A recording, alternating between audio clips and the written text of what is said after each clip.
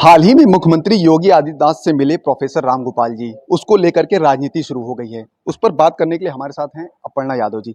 Ma'am, Ramgopal Yadav ji ने मुख्यमंत्री से मुलाकात की और उसमें उन्होंने पत्र दिया कि जो हमारे करीबी लोग हैं उन पे कार्रवाई, जो पुलिसिया कार्रवाई हो रही है उसको देखा जाए, उसको रोका जाए। इसको कैसे? मैं देखिए ये पत्र पूरा, पहली बात तो शिष्टाचार भेंट करने आदरणीय मुख्यमंत्री जी से कोई भी करने जा सकता है। पर जो पत्र ये बात बोल दी गई, देखिए मिलने गए ये एक ठीक बात है, कोई भी मिल सकता है मुख्यमंत्री से क्योंकि प्रदेश के मुखिया हैं योगी जी। और अपने मुखिया से मिलने के लिए ये बहुत बड़ी बात है कि हमारे मुख्यमंत्री जी सबसे मिलते हैं, सबकी बात सुनते हैं, गरीब से गरीब आदमी की बात सुनते हैं अपनी जनता दरबार में। और जो है जो गणमान्य पदों पर हैं उनकी भी बात सुनते हैं, फॉरेन डेलीगेशन को भी अटेंड करते हैं। तो मुख्यमंत्री जी की तो जो है बात ही बहुत अच्छी है कि भाई वो सबसे भेंट करते हैं। मैं बस इतनी बात कहना चाहती हूँ कि जो ये पत्र खुल गया सबके सामने, वो जो भी कारण है, आप जैसे मीडिया के बंधुओं का भी इसमें बहुत जो है सहयोग रहा है कि सारा जो पत्र है वो समाज के सामने आ गया है। और जो दावे करे गए कि अल्पसंख्यकों की बात करी, पिछड़े वर्ग की बात करी, ये बात करी कि उनकी जो है किस तरह से उनकी मदद हो सके, ये बात एकदम झूठी साबित हो चुकी है। 2 ही लोगों का पत्र उस चीज़ में मेंशन्ड है, नाम मेंशन्ड है।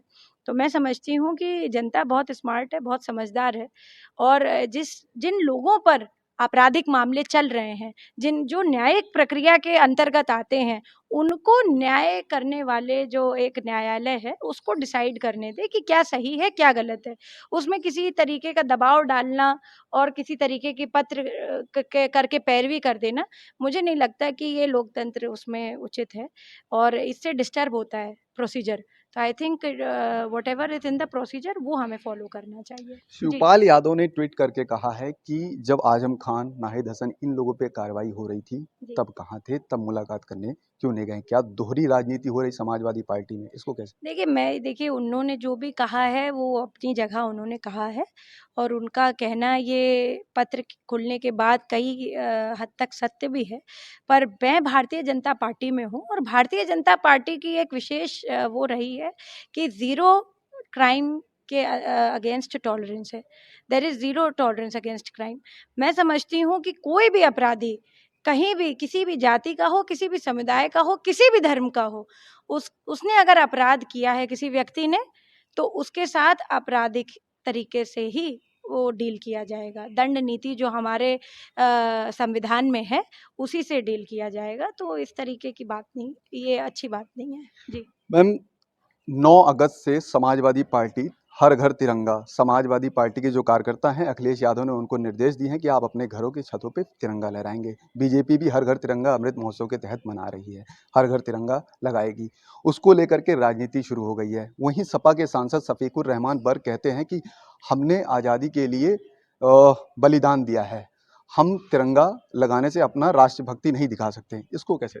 देखिए सबसे पहले तो मैं अपनी पार्टी को और यही कहना चाहूँगी कि हमारे आदरणीय प्रधानमंत्री जी ने ये बहुत बड़ी मुहिम चलाई है कि हर घर तिरंगा हो। और सबसे बड़ी बात है कि भारत तो है, भारतीयता का प्रदर्शन के लिए भी इसको शौर्य से, अपने गर्व से छाती ठोक करके अपना तिरंगा लगाना हर भारतीय के लिए बड़ा गौरवशाली रहेगा। पर जिस तरीके से ये लोग जो बात कह रहे हैं, चाहे वो शफीकुल रहमान बर्क साहब ने बात कही है, ये बात अच्छी नहीं है क्योंकि खुद वो एक सांसद हैं, खुद वो एक जिम्मेदार पोस्ट पर हैं।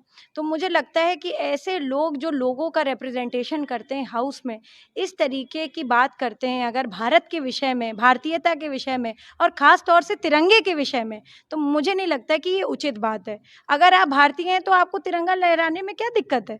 ऐसी कौन-सी आपको जगह कहा गया है कि अगर आप किसी भी नेशनैलिटी को बिलॉन्ग करते हैं तो उसका आप क्या झंडा नहीं लगा सकते? वो तो ये कह हर रहे कि व्यक्ति, अमेरिका में आप चले जाइए, लोग अमेरिका का झंडा पहन करके, अमेरिका का फ्लैग लगा करके बड़े ज़ोर-शोर से जो है पैट्रियोटिज़्म का दावा करते हैं। तो अगर हमारे देश में तिरंगा लगाने की बात करी जा रही है, तो इसमें दिक्कत क्या है? इसमें लोगों को आपत्ति क्यों है? मैं नहीं समझ पा रही हूँ कि इसके पीछे कोई कारण हो सकते हैं। किसी भी धर्म में, किसी भी जाति में ये नहीं कहा गया है कि आप अपने देश का झंडा ना लगाएँ और ये तो जो है जाति मज़हब से ऊपर उठ कर के है। तो मुझे लगता है करना चाहिए सबको। उनका कहना है कि हम आज़ादी के समय से कुर्बानी देते आए हैं, दे रहे हैं और आगे भी देंगे। ये महत्वपूर्ण लगता है, तिरंगा महत्वपूर्ण मायने नहीं रखता। मुझे लगता है कि ऐसे लोगों ने कितनी कुर्बानियाँ दी होंगी ये तो ईश्वर जानता होगा, पर मेरी समझ से किसी भी व्यक्ति जो अपने दिल में जिसका भारत बसता है उसको तिरंगा लगाने में बिल्कुल भी आपत्ति नहीं होगी, और इस तरीके की बात तो वो करेगा भी नहीं। जी। वहीं राहुल गांधी ने ट्वीट करके कहा है कि जिन्होंने 52 साल से तिरंगा नहीं लहराया है वो दूसरा ध्वज लहराते हैं, वो राष्ट्रद्रोह संगठन से आते हैं जो तिरंगा लहरा रहे हैं। देखिए, राहुल गांधी जी के विषय में अब क्या बात कहा जाए, उनकी तो स्थिति अभी मुझे लगता है कि मैं कहना नहीं चाहती हूँ कि बड़ी दयनीय सी हो रखी है। कुछ भी इशू बनाना चाहते हैं वो, कुछ भी बोलना चाहते हैं वो, तो मुझे लगता है कि उनको अपनी बातों में तारतम्यता लानी चाहिए। और अभी जो है जिस तरह से वो इस तरीके की अवसादपूर्ण बात करते हैं देश के बारे में, देश के इतिहास के बारे में, तो मुझे लगता है कि ही शुड नॉट से ऑल दिस। इससे लोगों के सेंटिमेंट्स हर्ट करते हैं, और भारत जो है सेंटिमेंट्स पे चलने वाला देश है। आज भी यहाँ पे करुणा और वात्सल्य और जो है देशभक्ति और कई ऐसे भाव हैं जिससे ये देश जो है सिंचित और पोषित हो रहा है। तो मुझे लगता है कि भारतीयता के लिए इस बात पे बिल्कुल इशू नहीं बनाना चाहिए किसी को कि हम अपने घर में गौरव के साथ राष्ट्रीय ध्वज टंगा सकें या राष्ट्रीय ध्वज फहरा सकें।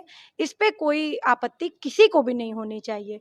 जो हमारे राष्ट्र का है, जो हमारे भारत का है, तो वो जरूर तिरंगा लगाए। ये मेरी अपील है लोगों से। जी। आखिरी सवाल मैम, अखिलेश यादव चुनाव से पहले गठबंधन करते हैं और उसके बाद वो तोड़ देते हैं। सुभाषपा हो, बसपा हो, तमाम उन्होंने चुनाव से पहले उन्होंने देखिए, गठबंधन आप किया। उनसे पूछिए, ये भाई साहब से पूछिए कि ऐसा क्यों हुआ, उनके साथ क्या कारण रहे होंगे। इसके बारे में विश्लेषण वो ही अच्छे से कर पाएंगे। पर जो है इस पे बोलना मेरा उचित नहीं है, क्योंकि ना वो मेरी पार्टी है और ना ही किसी प्रकार के गठबंधन में मैं सहयोगी रही हूँ। आप उस परिवार की बहू हैं, आप वहाँ समाजवादी मतलब पार्टी मैं में तो नेता भारतीय रही। जनता पार्टी में हूँ अब, और मैं भारतीय जनता पार्टी के साथ तन मन से हूँ। जी। तो ये थी अपर्णा यादव जी, जिनका कहना है कि जिसके दिल में राष्ट्रवाद है वो तिरंगा लहराए।